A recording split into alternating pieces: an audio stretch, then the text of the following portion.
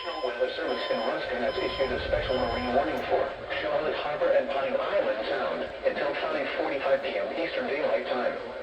At 5:11 p.m. Eastern Daylight Time, a strong thunderstorm was located 16 nautical miles northeast of Gasparilla Island, moving west at 10 knots. Hazard, wind gusts 34 knots or greater. Source, radar. Impact, expect wind gusts in excess of 34 knots, suddenly high waves, frequent lightning, and heavy downpours. Make sure all on board are wearing life jackets. The strong thunderstorm will remain over mainly open waters. Move to safe harbor until hazardous weather passes.